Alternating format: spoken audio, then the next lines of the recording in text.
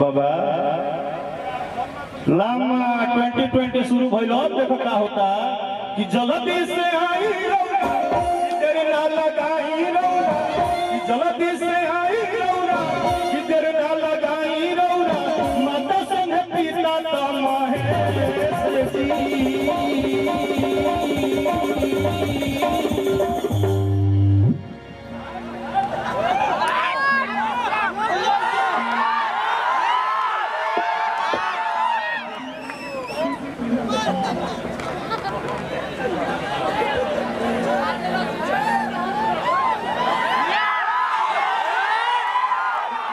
जी जल्दी से आई रौना तेरे ना लगाई रौना जल्दी से आई रौना तेरे ना लगाई रौना माता संग पिता तो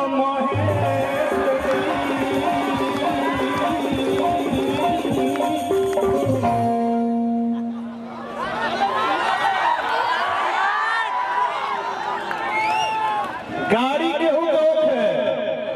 गाड़ी के हो गए पला चगिरे का अपन ड्राइवर को गाड़ी के हो क्लच गिरे का अपन हो गई हे गणेश भगवान जे ताली बजावल होकर के नौकरी दो बढ़िया मेहरारू दो धन दो दौलत दो बेटा दो बेटी दो जितना माई बहन बहन से सोमा कितने रुपया दो तू घरे अपने आराम करो सो लेकिन जे ताली ना बजावल है रवि रंजन भैया जिसे तू ताली बजावे तो तार मेहरारू को जोड़ा लइका हां ई आशीर्वाद है गणेश भगवान का हमार ना लेकिन ऐसा का लेकिन हे गणेश भगवान तारा भजन में जो कटौती करता उनकर मोबाइल चोरी हो जाओ उनकर सिम रिजेक्ट हो जाओ ओहू से ना होगा नेटवर्क खत्म हो जाओ आधा जना तरतवा में लागल हेलो रकेशवा गावत हम बैठल बानी हेलो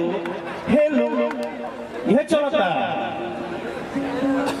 हाँ मर्दा मर्दी फरियाद में देखा ना कैसे खेला होता है अब पसीना छोड़ी दो कि जल्दी से आई रौना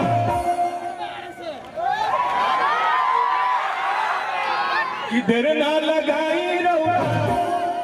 कि माता संग पिता तो महेश जी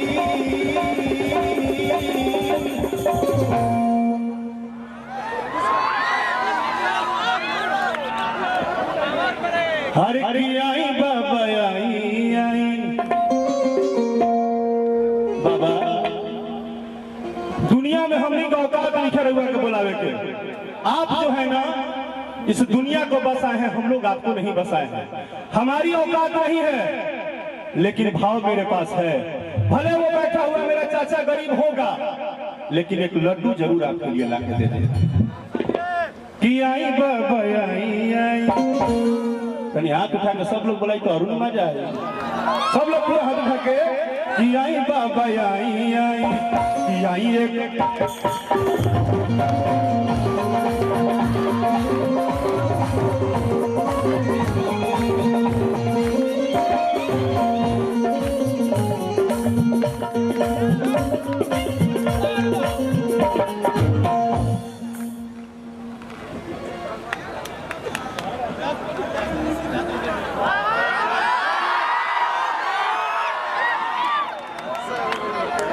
अच्छा जे माई बहिन बा न खिसियाई ना हमरा पर काहे से कि ई बदमाशवा तार बेटा है सो हमहू बदमाशवे बेटा हई लड़का बदमाश होले सो घर में लड़की घर संभाले लिसा लड़का बाबूजी पूछले अरे 500 रुपया ले ले रहिस का कइले हा उ का हो बाबूजी के ठेहुना तार फुट रहे तू रिचार्ज करौला हा हां के कर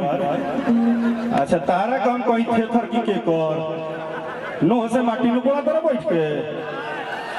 सब देखा तनी ठीक न हुजूर वैसे आप लोग हार गए हैं तो बोलिए कि हार गए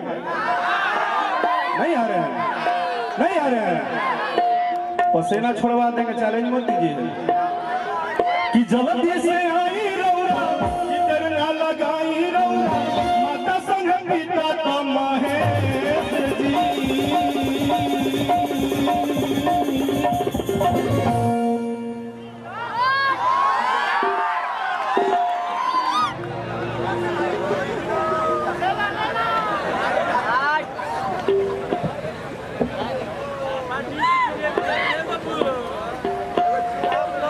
अब सोचिए,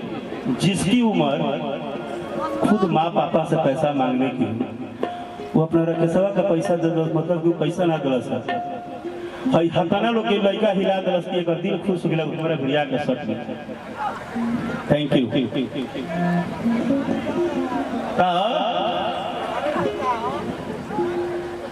चल पड़ा,